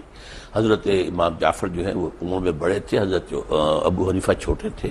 یہ معاملہ تو ہے، اور استفادہ بھی کیا ہے حضرت امام ابو حنیفہ نے امام جعفر صادق سے. لیکن بعض معاملات کے اندر مثلا بڑا خوبصورت واقعہ آتا ہے کہ امام ابو حنیفہ نے جا کر کہا کہ میں نے سنا ہے کہ آپ مجھ سے کوئی ناراض ہیں حضرت جعفر صادق سے رحمۃ اللہ علیہ. تو کہا ہاں میں نے سنا ہے کہ تم ہمارے نانا کی حدیث پر اپنی رائے کو ترجیح دیتے ہو. انہوں نے اس کے حضرت سلکن بالکل نہیں، قطعاً غلط آپ کو بتایا گیا ہے. اگر میں اپنی رائے کو ترجیح دیتا تو مسح میں پاؤں کے تلوے کے مسح کا حکم دیتا، اوپر کا نہیں. زیادہ خراب تو تلوہ ہوتا ہے، میں اس کا حکم نہیں دیتا، حدیث کے اندر جو آیا اس پر عمل کرتا ہوں. اگر میں اپنی رائے پر عمل کرتا تو رمضان کے روزے جو ہیں حائض عورت کے، ان کی جو ہے وہ قضا ہے اور نماز کی نہیں. میں تو نماز کی قضا رکھتا کہ نماز پہلے ہے. تو اس حوالے سے انہوں نے کہا کہ نہیں، ان کے درمیان کوئی اختلاف نہیں تھا، بہت اچھے تعلقات تھے. پھر فرق ہونا شروع ہو گیا. اس کے بعد فرق ہوا ہے، اس کے بعد ظاہر کن باتوں پہ؟ جی کن باتوں پہ؟ اصل میں اس کے تفاصیل میں جانا مشکل ہے میرے لیے، لیکن بہرحال یہ کہ ایک فقہ بھی رفتہ رفتہ مرتب ہوئی ہے جو کہ فقہ جعفری کہلاتی ہے. اور اس کے بعد یہ کہ کب سے پھر وہاں ایک معصوم امام کا تصور ہوا ہے، اب یہ ایک ریسرچ کی بات ہے، میں اس میں تفصیل میں نہیں جا سکتا. لیکن ایک فرق مجھے لگتا ہے بڑا، جی. اور مجھے لگتا ہے کہ فقہ جعفریہ کو ہم پہ ایک ایج ہے، وہ ہے اجتہاد کی. وہ آج کے زمانے میں بھی اجتہاد کر رہے ہیں، جبکہ ہم سنی سنائی اس طرح سے روایات پہ آگے. آپ کی بات صحیح ہے، میں مانتا ہوں اس کو. انہوں نے انسٹیٹیوشن آف اجتہاد کو کھلا رکھا ہے. ہمارے ہاں یہ کوئی 400 سال سے 500 سال سے یہ بند ہے، تو اس سے بھی لیکن کوئی بہت بڑا فرق واقع نہیں ہوا ہے. فرق ہوتا ہے نا. اب تو ہمارے دیکھیں نا، امام ابن تیمیہ کے پاس ایک دفعہ اب بھی میں آپ سے عرض کرتا ہوں کہ فقہی لیول پر فقہ جعفری اور فقہ حنفی اور فقہ مالکی میں بہت زیادہ فرق نہیں ہے. فرق کیا؟ بہت کم فرق ہے. اب یہ کہ ایک ہاتھ چھوڑ کر نماز پڑھ رہے ہیں تو مالکی بھی ہاتھ چھوڑ کر پڑھ رہے ہیں. کسی نے یہاں ہاتھ باندھ لیا ہے نیچے ناف کے، اور کسی نے یہاں ہاتھ باندھ، کوئی فرق نہیں پڑتا. ساری تو ریکارڈڈ ہسٹری ہے ہماری پچھلے 1400-1500 سال کی. تو حجۃ الوداع پہ حضور اکرم صلی اللہ علیہ وسلم نے جس طرح نماز پڑھی، وہ ہم کیوں رائج الوقت نہیں کر سکتے؟ میرے نزدیک تو رائج الوقت وہی رہی ہے اور حضور نے جس طرح کیا ہے وہی ہے. لیکن یہ کہ حضور کا معاملہ یہ معلوم ہوتا ہے کہ آپ بھی اس کے اندر کوئی تبدیلی کرتے رہتے تھے، اور میں سمجھتا ہوں کہ اس سے ایک وسعت پیدا ہوئی. ڈاکٹر صاحب، ایک میں بڑا سینسٹیو سوال پوچھنے لگا ہوں، اور میں ناظرین سے ریکویسٹ کروں گا کہ میری بات کو غلط نہ سمجھیں. میں اپنی علم کے لیے، کم علمی کا میں اعتراف کرتے ہوئے میں یہ سوال پوچھ رہا ہوں کہ ہم سارے احادیث کے ماننے والے ہیں، سنت کے ماننے والے ہیں، ورنہ مسلمان ہی نہیں کہلا سکتے.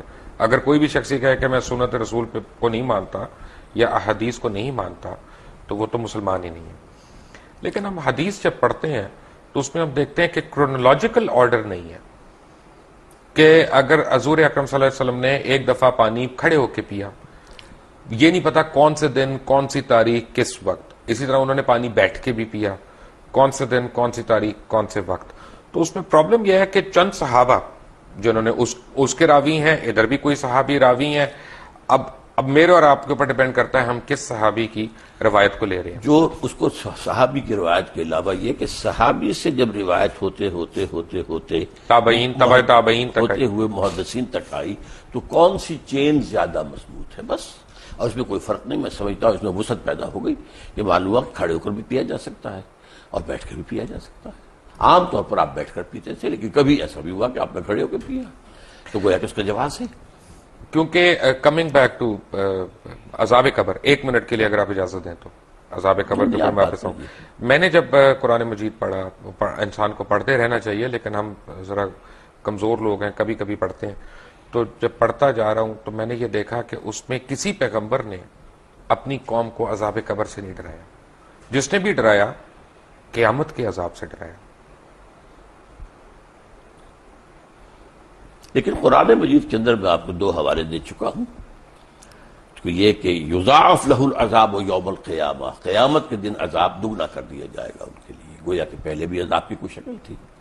اور یہ کہ آل فرعون جو ہے صبح شام آگ پر پیش کیے جاتے ہیں، دکھا دی جاتی کہ یہ ہے تمہاری آخری منزل. لیکن قیامت کے دن پھر ان کو کہا جائے گا یوم القیامت ادخلوا آل فرعون النار. ٹھیک ہے، جب ہم پیغمبر اسلام کو ہم فالو کرتے ہیں ان لیٹر اینڈ ان اسپرٹ، اصل میں قرآن مجید میں دوسرے پیغمبروں کی بہت زیادہ تفصیلی تعلیمات آئی نہیں ہے. اصل میں جو ہے معاملہ ان کا توحید، رسالت، آخرت، اس کے اوپر زور تھا. اس سے پہلے تو بلکہ حضرت ابراہیم علیہ السلام سے پہلے تو کوئی معین یعنی وہ بھی نہیں تھی جس کو ہم شریعت کہتے ہیں، بلکہ ہم کہتے ہیں کچھ چیزیں فطرت کی ہیں جو حضرت ابراہیم سے ثابت ہیں. یہ سچ ہے کہ حضرت ابراہیم کو جب اللہ تعالیٰ نے حکم دیا کہ یہاں پہ اذان دو تو وہ ہنس پڑے. انہوں نے کہا کون آئے گا یہاں پہ؟ تو پھر اللہ تعالیٰ نے کہا نہیں، یہ میرا وعدہ ہے کہ قیامت تک لوگ تمہاری اذان کا جواب دیں گے. اور میرے علم میں یہ نہیں ہے کہ حضرت ابراہیم ہنس پڑے، میرے علم میں نہیں ہے. پتہ نہیں آپ نے کہاں پڑھا ہے اس کو. میں نے اسی طرح کی جو کتابیں ہوتی ہیں موت کا منظر وغیرہ، جی اپنا ہمارے تو ملک میں یہ بہت زیادہ دستیاب ہے نا، اور آپ جیسے علماء ان کو کھل کے بدعت بھی نہیں کہہ رہے. کوئی حرج بھی نہیں ہے، کوئی اس کے اندر کفر بھی نہیں آ جاتا. میں نے صرف آپ کو بتایا کہ میں نے نہیں کیا. بدعت تو یہیں سے شروع ہوتی ہے نا سر، وہی ابتدائی عمل ہے نا بدعت کا. اس میں کوئی شریعت کا حکم تو نہیں نکل رہا ہے نا، ایک واقعہ ہے، تاریخی ہے یا نہیں ہے، اس پر گفتگو ہو سکتی. ٹھیک ہے. اچھا، جب ہم پیغمبر اللہ تعالیٰ کے پیغمبروں کو فالو کرتے ہیں یا پیغمبر اسلام کو ہم فالو کرتے ہیں تو خلیتاً کرتے ہیں کہ کیریکٹر وائز کرتے ہیں؟ دوبارہ واضح کریں اپنے سوال. یعنی ایک تو حلیہ ہوتا ہے نا کہ آپ اس طرح کی آپ کی جسامت ہے یا آپ اس طرح کے کپڑے پہنتے ہیں، لیکن ایک آپ کا پورا فطرت ہے کہ جی وہ اچھائی کرنا، نیکی کرنا، حقوق العباد کا خیال رکھنا، حقوق اللہ کو پورا کرنا. دونوں میں سے کون سی زیادہ ضروری چیز ہے؟ دونوں چیزیں اپنی جگہ پر اہم ہیں. ایک کا ہے معاملہ محبت کا، کہ حضور سے محبت کی وجہ سے ہم وضع قطع میں آپ کی پیروی کریں، آپ کی کرم اختیار کریں. جس سے بھی محبت ہوتی ہے آپ کو معلوم ہے دنیا میں ہے ہیرو ورشپ، تو اس حوالے سے یہ ہے کہ وہی وہ جلا کیپ جو ہے چل رہی ہے، یا گاندھی یا جواہر لال کٹ جو ہے وہ چل رہی تھی، واسکٹ وغیرہ وغیرہ. تو اس حوالے سے یا وہ ماؤ تنگ کا جو ہے وہ کوٹ خاص قسم کا. تو اس طریقے سے حضور کے بھی جو محبت کا تقاضا ہے تو اس میں آپ کے ان اداؤں کی بھی پیروی کی جاتی ہے. لیکن اصل شے تو وہ آپ جو شریعت لائے ہیں، جو احکام دیے ہیں، کسی شے کو حلال قرار دیا، کسی کو حرام قرار دیا ہے، کسی کو موقت کیا سنت میں، کسی کو غیر موقت کیا ہے. بعض کام ایسے بھی ہیں جو آپ نے کیے لیکن صحابہ کو روک دیا کہ مت کرو، حالانکہ وہ سنت تھی لیکن آپ نے روک دیا. صوم وصال کی ایک مثال ہے کہ آج فرض کیجیے آپ نے روزہ رکھا، شام کو افطار نہیں کیا، وہ روزہ کنٹینیو کرے ڈیورنگ دی نائٹ، اگلی صبح سے پھر وہ اگلی شام تک جا کر 2 دن کا یوم وصال، صوم وصال، 2 دن کا روزہ، کبھی 3 دن کا بھی آپ روزہ رکھ لیتے تھے. لیکن آپ نے صحابہ کو منع کیا. صحابہ نے کہا بھی کہ آپ خود رکھتے ہیں، ہمیں روکتے ہیں. آپ نے فرمایا ایکم مثلی، ابھی تو عند ربی ہوا یسقینی یطعمنی و یسقین، تم میں سے کون مجھ جیسا ہے؟ میں تو اپنے رب کے پاس رات گزارتا ہوں، وہ مجھے کھلاتا پلاتا. تو یہ چیزیں ہیں، تمام ان پر علماء نے بڑی محنتیں کی ہیں، ہمارے فقہاء نے، محدثین نے، اور ہر چیز کا ایک درجہ جو ہے معین کر دیا گیا. کیونکہ یہاں پہ عام طور پہ یہ سمجھا جاتا ہے نا کہ ہم عربی لباس پہنتے ہیں، شلوار قمیض پہنتے ہیں تو یہ دین کے قریب ہے. حالانکہ حضور تو شلوار نہیں پہنتے تھے، حضور کا تو تہبند تھا. شلوار آپ کو پیش کی گئی اور آپ نے پسند کی کہ یہ اچھا لباس ہے، زیادہ ساتر ہے. یعنی تہبند کے اندر تو آدمی رات کے وقت جو ہے ہو سکتا ہے ننگا ہو جائے، شلوار میں تو ننگا نہیں ہوتا. لیکن آپ نے پہنی نہیں، وہ آپ کی کہتے ہیں سنت عادت، جو آپ بچپن سے پہنتے آئے تھے وہی آپ پہنتے تھے.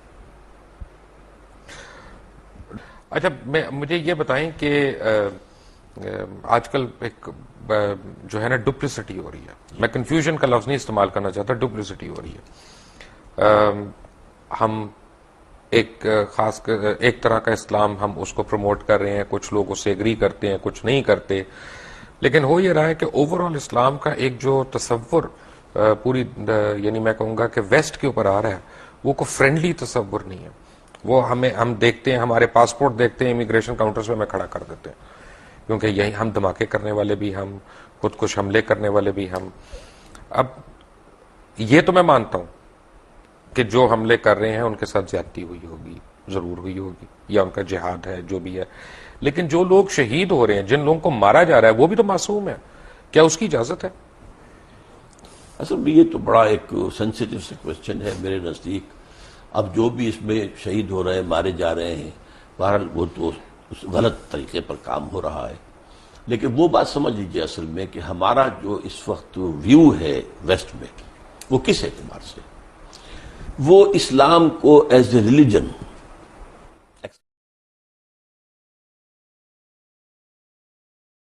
سوشو اکنامک سسٹم کے طور پر ماننے کو تیار نہیں ہے.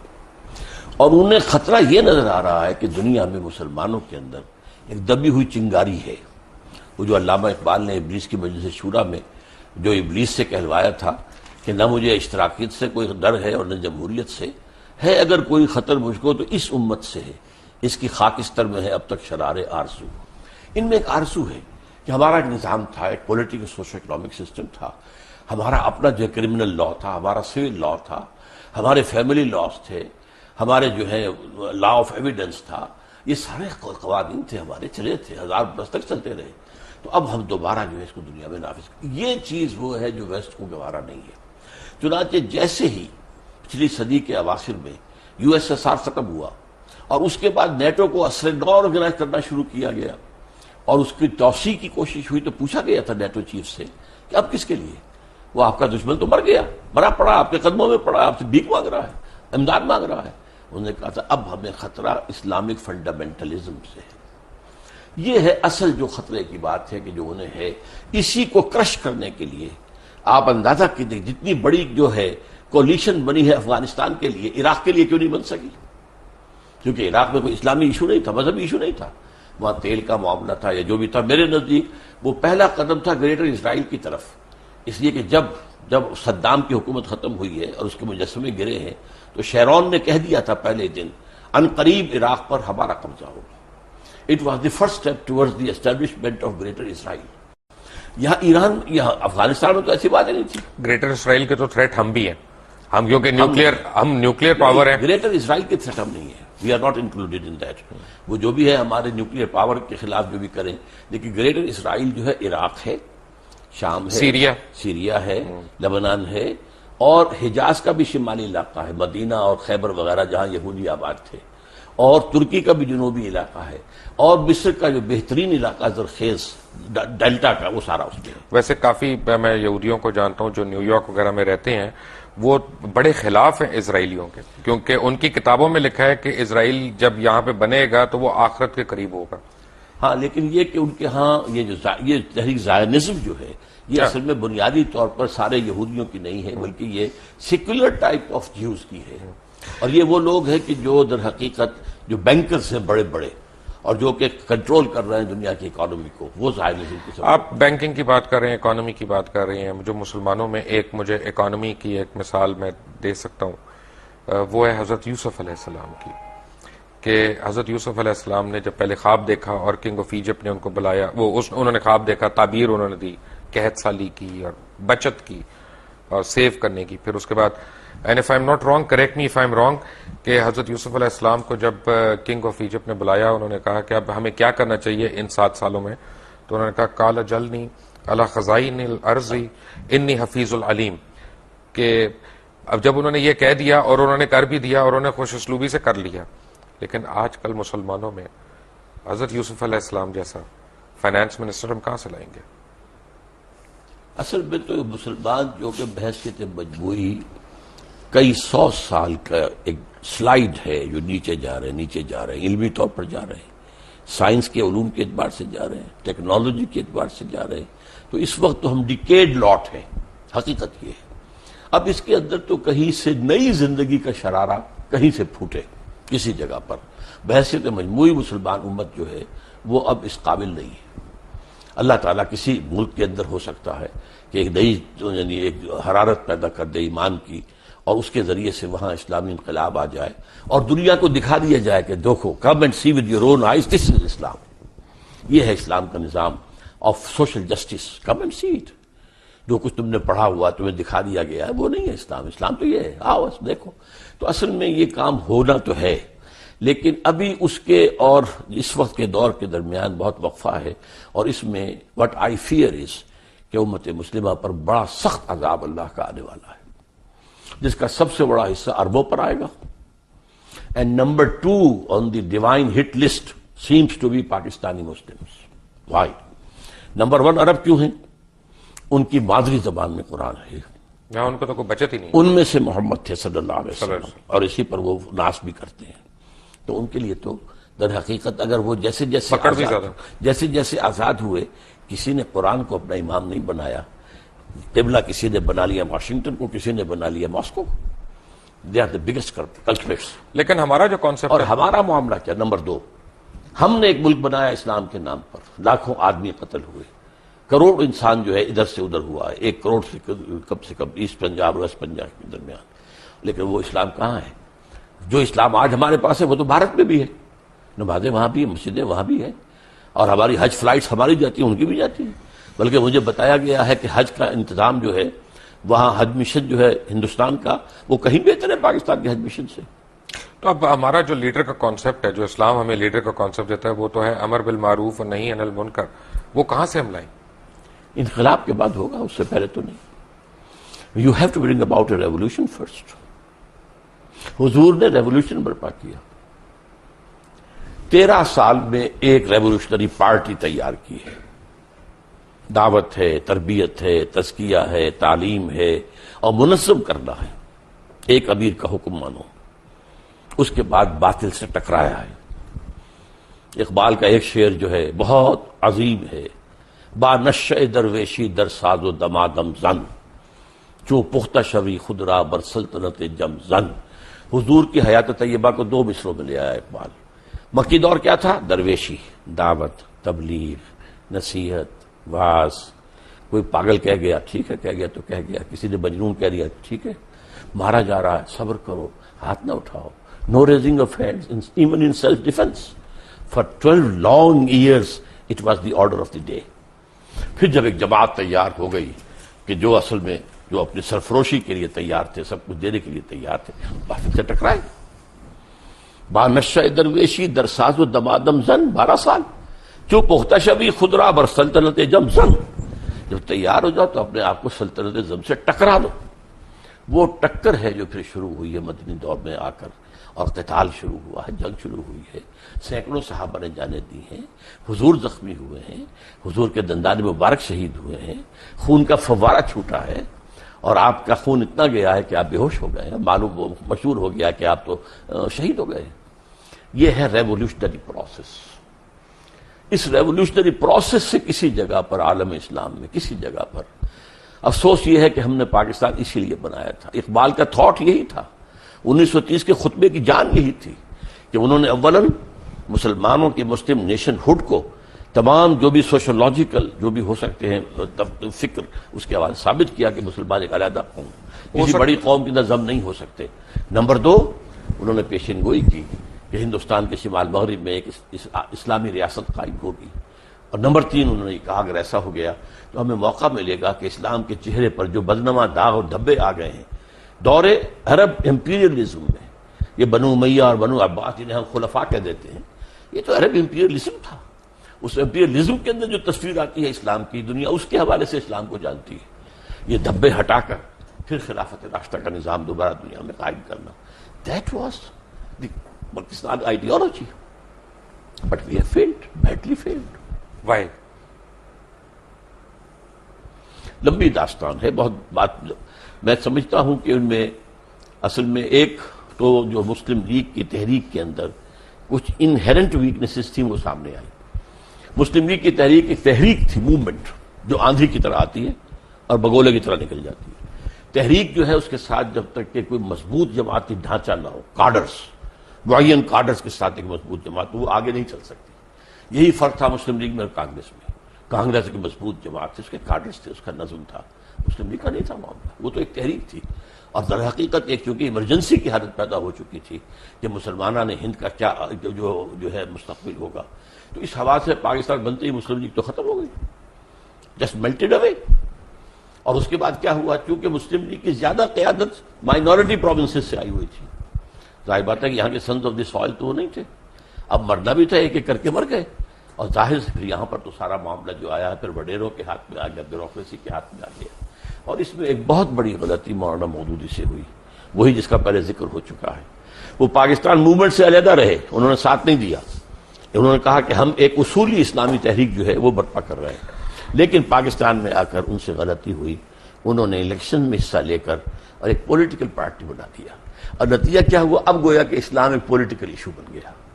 اس سے پہلے مولانا مودودی مطالبہ لے کر کھڑے ہوئے تھے اسلامی دستور کا، اس وقت تک چونکہ جماعت پولیٹیکل پارٹی نہیں تھی تو تمام حلقے جتنے تھے مذہبی انہوں نے ان کا ساتھ دیا۔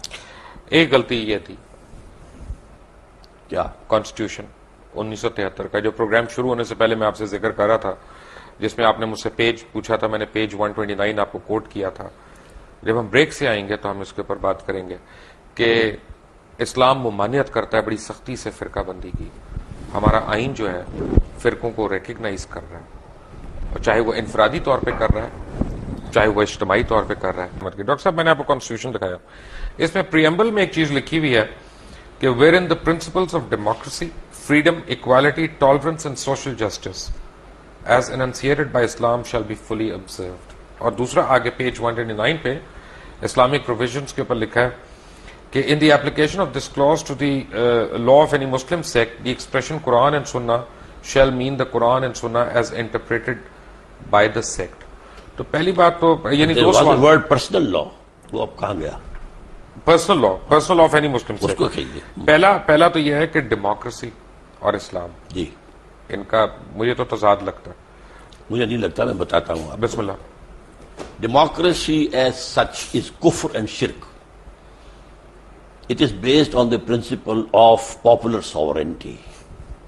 Islam میں sovereignty belongs to God. اللہ بالکل سروری زیبا فقط اس ذات بے ہمتا کو ہے، حکمراں ہے ایک وہی باقی بتانے آسری۔ اچھا، اس کا نتیجہ کیا ہے؟ اللہ کی کتاب اور اس کے رسول کی سنت، اس کی پابندی کرنی پڑے گی۔ اس کے اندر امرہم شورا بینہم، جہاں اللہ اور اس کے رسول کا کوئی حکم نہیں ہے وہاں بھی مشورے سے معاملہ طے کر لو۔ کوئی اتھارٹیرینزم، کوئی ڈکٹیٹرشپ نو، کوئی ڈائنیسٹی نو، امرہم شورا بین۔ دس از جمہوریت، اسلامی جمہوریت۔ You can say it's a controlled democracy, limited democracy. Limited by the injunctions of the Quran and the Sunnah, not by any person or any dynasty or any monarch, no whatsoever, by injunctions of Quran and Sunnah۔ میں اس کی مثال دیا کرتا ہوں، بہت سادہ سی ہے، 2 minute میں ذرا لے لیجئے کہ اگر آپ کے پاس ایک گھوڑا ہے، آپ چاہتے ہیں کہ وہ بھاگے بھی نہ لیکن یہ کہ جڑ بھی نہ جائے اس کے ہاتھ پاؤں، تو آپ نے 200 گز کی رسی سے باندھ دیا ایک کھونٹے کے ساتھ۔ اب ایک سرکل وجود میں آ جائے گا 200 یارڈز جو ہے ریڈیس کا، اس میں گھوڑا آزاد ہے، مشرق جائے، مغرب جائے، شمال جائے، جنوب جائے، 150 گز جائے، 200 گز سے ایک گز نہ ادھر نہ ادھر نہ ادھر نہ ادھر۔ This is Islam. Injunctions of the Quran and sunnah, that is the circle, you can't cross it. لا تعتدوا حدود اللہ، تلک حدود اللہ فلا تعتدوها، تلک حدود اللہ فلا تقربوها۔ یہ حدود اللہ ہے، اللہ اور اس کے رسول کی سنت، اور اس کو آپ نے البتہ اس کے اندر، اب اس کے اندر فرض کیجئے کہ ایک گھر کے اندر آپ ایک پارٹی جو ہے وہ دینا چاہتے ہیں لوگوں کو، آپ اس کے اندر بھائی ڈرنک کیا دی جائے، ایک چیز ختم ہو جائے گی، شراب نہیں دی جائے گی، وہ حرام ہے، وہ دائرے سے باہر نکل گئی۔ اب 7 اپ دیں، روح افزا دیں، کیا دیں، وہ آپس میں مشورے سے طے کر لیں۔ دائرے کے اندر جو کچھ ہے مباح ہے، اس مباح میں آپ اپنے مشورے سے بھائی counting votes you can decide. So this is Islamic democracy. ٹھیک ہے، الحمدللہ۔ اپنا مجھے اس میں کوئی اعتراض نہیں ہے، یعنی ان سینس کہ خدا نخواستہ ہو بھی نہیں سکتا، لیکن میرا مطلب ہے کہ میرے حساب سے تو ڈیموکریسی اور جو موجودہ ڈیموکریسی ہے اس کا تضاد ہے، ہیومن ساورنٹی، کیونکہ اگر میرے لیے حضور صلی اللہ علیہ وسلم کی ذات ایک طرف، ان کا حکم ایک طرف، پوری کائنات ایک طرف، میں تو اس طرف جاؤں گا۔ اللہ کا حکم اور رسول کا حکم، بالکل تو نہیں، رسول کا حکم وہی ہوگا جو اللہ کا حکم ہے، رسول نے بھی تو وہی کہنا ہے جو اللہ نے کہا۔ کیٹیگریز 2 ہیں، ایک اللہ کا حکم ہے جو قرآن میں آیا ہے، ایک حدیث ہے جو حضور کا حکم ہے۔ چلیں نیکسٹ پلیز۔ ڈاکٹر صاحب لاسٹ میں جس چیز پہ آپ سے میں تفصیل چاہتا ہوں، آپ نے پہلے کہا کہ ذرا سینسٹیو معاملہ ہے، لیکن سورہ بقرہ میں اللہ تعالیٰ نے فرمایا کہ وَإِذْ قَالَ لَا تُفْسِدُوا فِي الْأَرْضِ، اور پھر آگے آیا کہ قَالُوا إِنَّمَا نَحْنُ مُصْلِحُونَ وَهُمُ الْمُفْسِدُونَ وَإِنَّهُمْ كَانُوا عَذَابٌ أَلِيمًا، کہ تم میں سے ایسے لوگ ہوں گے جو دنیا میں فساد کریں گے، اور جب ان کو روکا جائے گا تو کہیں گے کہ ہم تو اصلاح کرنے والوں میں سے ہیں، لیکن وہی فسادی لوگ ہیں اور ان کے لیے آخرت میں دردناک عذاب ہے۔ تو اللہ تعالیٰ یہ کن کے متعلق کہتا ہے؟ ہاں ذرا اس کے لیے جہاں سے ہماری ایک بات ختم ہوئی تھی نا، حضور نے انقلاب برپا کرنے میں پہلے 12 سال مکے میں جو جہاد باللسان کہہ لیں، جہاد بالقرآن کہہ لیں، جو بھی کہیں، جہاد نفس کے ساتھ کیا، جماعت تیار کر لی، اس کے بعد آپ نے باطل سے ٹکر شروع کی۔ اب دیکھیے ہر کسی انقلابی تحریک کے ساتھ آنے والے سب لوگ ایک طرح کے نہیں ہوتے، کچھ لوگ وہ ہوتے ہیں ہر چہ باد آباد، ماں کشتی درا بنداختین، اب جو ہو سو ہو، یہ کشتی اگر چلے گی تو ہم بھی جئیں گے ورنہ ڈوبنے کو تیار ہیں، جو قربانی چاہیے حاضر ہیں۔ کچھ لوگ جو ہیں کسی چیز کی بیوٹی جو ہے اٹریکٹ تو کر لیتی ہے، بات ٹھیک ہے یہ، لیکن اس کے لیے قربانی دینا، جان اور مال کا خطرہ لینا، اس سے ذرا وہ پھر پیچھے ہٹنے شروع ہوتے ہیں۔ یہ طبقہ پیدا ہوا ہے مدینے کے اندر، مکے میں نہیں تھا، لیکن قرآن مجید کے پہلے 2 رکوعوں میں سے پہلے رکوع میں جو اہل ایمان مکے میں تیار ہو چکے تھے ان کا نقشہ ہے، اور جو مکے میں لوگ کفر پر اڑ چکے تھے ان کا ذکر ہے۔ پھر اب یہ تیسری کیٹیگری آئی ہے، یہ کہتے تو ہیں کہ ہم اللہ پر اور یوم آخر پر ایمان رکھتے ہیں، حقیقی ایمان ان میں نہیں ہے۔